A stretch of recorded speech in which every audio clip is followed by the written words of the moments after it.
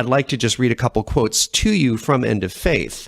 Our technical advances in the art of war have finally rendered our religious differences, and hence our religious beliefs, antithetical to our survival. We're fast approaching a time when the manufacture of weapons of mass destruction will be a trivial undertaking.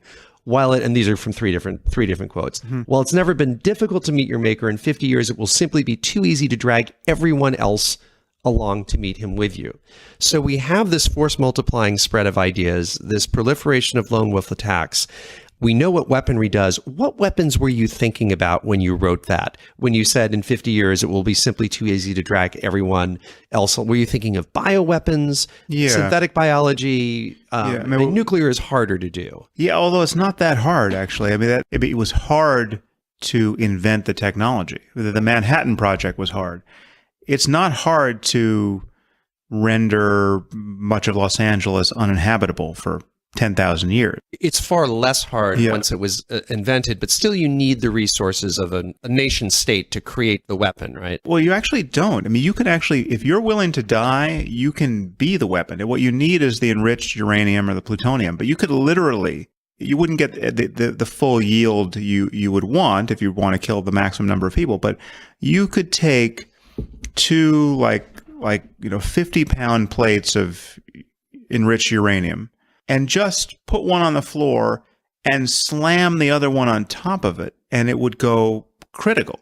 You would not get a hydrogen bomb experience. Yes, but you would get, and it would just be kind of like the ultimate dirty bomb experience, right? So you could actually be the bomb. But a much more reasonable thing to do if you're in this business is to just do something that's analogous to the bomb design of Hiroshima and Nagasaki, where you have a gun-style apparatus where you're shooting one piece of enriched uranium or plutonium into the other, right? And just essentially slamming them together harder than you could physically.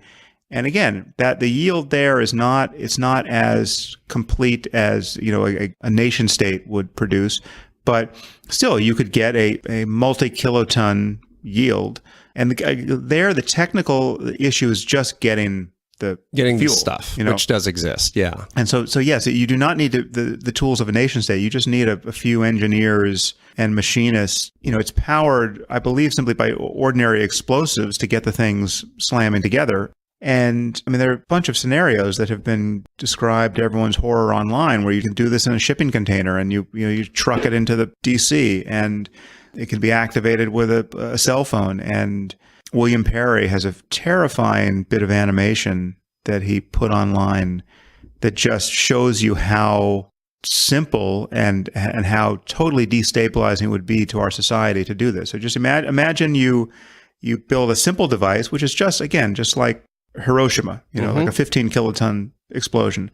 If you put that, right next to the Capitol building, right, it's like now you have a continuity of government problem. Who did you kill? You killed all the senators and congressmen and the president. And the Supreme Court and the Joint Chiefs. And imagine doing it in one American city, right? And then announcing, whether this is true or not, who knows, but then announcing you have similar bombs placed in 10 other American cities. Which you will not identify now. Yeah. And you will do them, you'll do, one a week.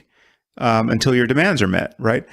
How do we begin to respond to that, right? This is an act of terrorism, obviously orders of magnitude beyond September 11th, which ushered in a decade of just derangement, and cost trillions of dollars in the aftermath. At least 2 wars and financial crises, and so imagine this happening in one city.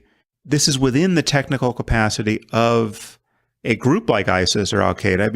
You just need to get the fuel, and we have almost no way to prevent it. I mean, we're not screening things at our ports so assiduously as to know this couldn't possibly get in. Do you worry about bioweapons as well? Yeah, you just have to imagine weaponizing something akin to the Spanish flu, which killed something like 50 million people in 1918. Yeah, the sky is the limit there. You could get something that is as easily transmissible and is even more deadly. When you're talking about a bioweapon, the worst possible case is something that is easily transmissible and it doesn't make you floridly ill for long enough for Long you to do incubation period. as much damage as you possibly can. You right? sneeze a lot on lots of grapes on lots of people. For a good long time before you die. Yes. Yeah, and then those people are sneezing on grapes and people, and then nobody knows there's an outbreak until there's a million infectees or something like that. Yeah. Something like Ebola doesn't have going for it, as bad as it is, as horrible as it is. One of the reasons why it's not scarier is it is very quickly obvious how sick people are. If you're talking about airborne transmission of something that has very high mortality and a long incubation period, weaponize that. That is a civilization canceling event if we don't have our act together. And for now, George Church may be the only person who can do it. But in 25 years, with biology following what's sometimes called the Carlson curve, which is even steeper than the Moore's law curve, who knows, when 10 people, then 100, then 1,000 people. So I'd like to close on something that I wrestle with a lot. You gave a great TED Talk on the risk of super AI. I won't make you replay it here because people can access it. I'll just pull 2 quotes from it to just set the context. You described the scenario of a super AI having better things to do with our planet and perhaps our atoms than let us continue to have them as being terrifying and likely to occur. And also saying it's very difficult to see how they won't destroy us. And I don't think that those are shrill or irrational statements personally. I also don't think it's shrill or irrational to think that what George Church alone can do today will be the province of many millions of lab techs, probably in our lifetimes. And with those 2 forces out there, I don't know what scares me more. And I think about proliferating, democratizing, existentially destructive technology. Just about the only thing I can think of that might protect us against such a thing would be an incredibly benign super AI that has functional omniscience because of its ubiquity in the networks, and it has functional omnipotence because of its mastery of, who knows, nanotechnology or something else. But boy, we're both scared about a super AI. It's almost like super AI can't live with them, can't live without them. How do we navigate those twin perils? And do we need to perhaps embrace a super AI as a protective mechanism for democratized, super destructive power?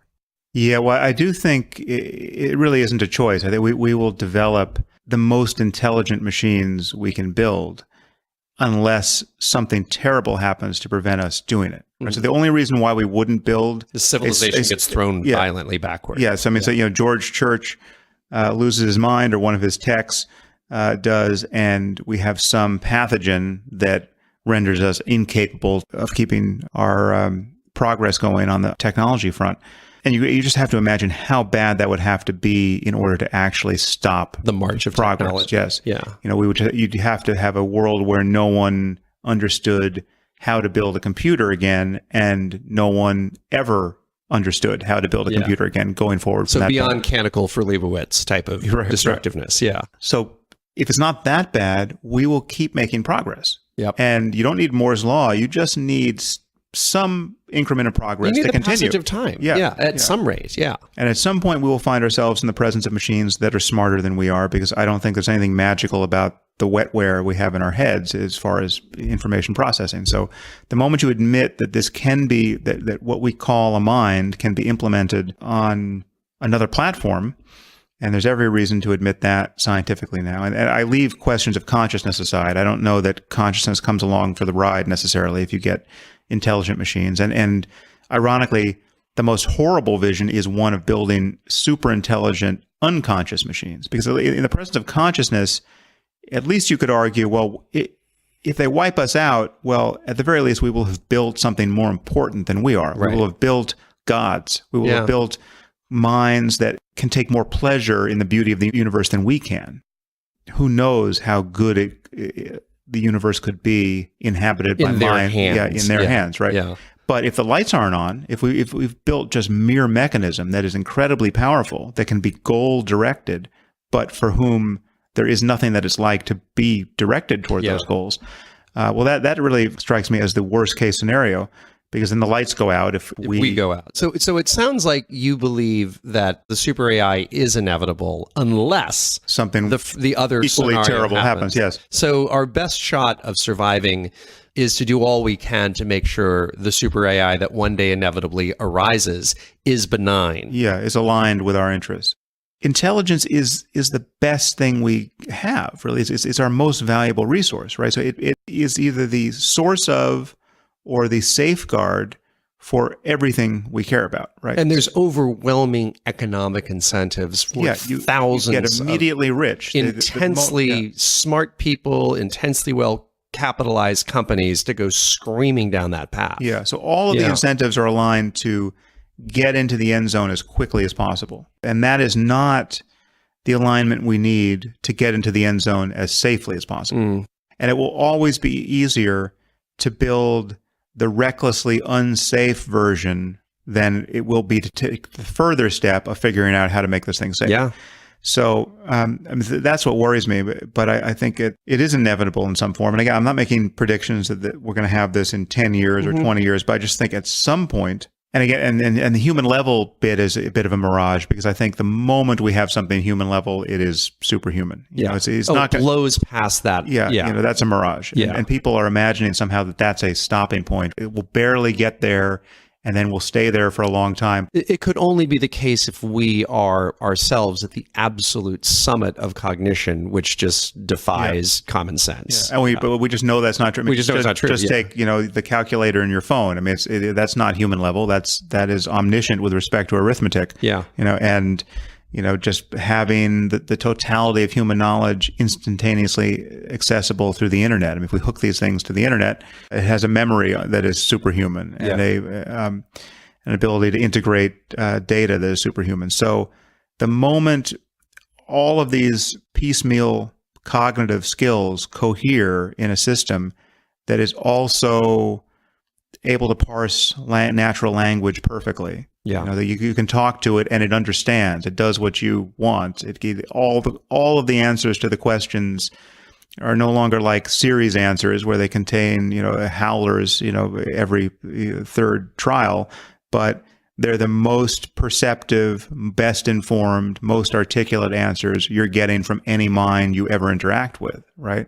Once those gains are made, they won't be unmade. It's like chess. It's like once computers were better at chess than people. Yeah. You know, and now we're in this sort of no man's land, which I think will be fairly brief, where the centaur. The combination of a person and a computer is now the best system. But at a certain point, and I'm amazed that anyone doubts this, but at a certain point, I think it will obviously be the case that adding the ape to the equation just adds noise to the equation, and you know, the computers will be better than cyborgs.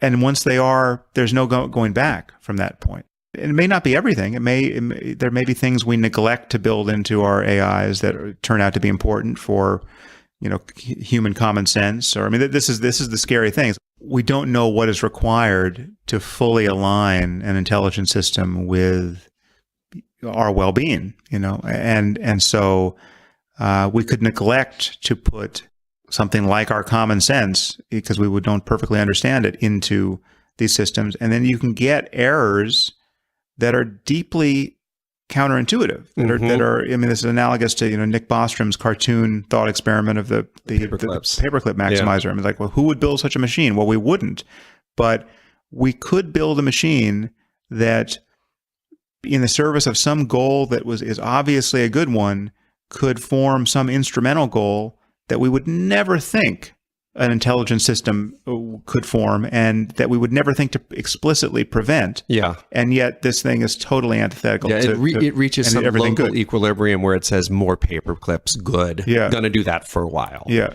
And soon the universe is paper clips. Well, Sam, you have been extravagantly generous with your time. I appreciate it. Not at all. It's a pleasure.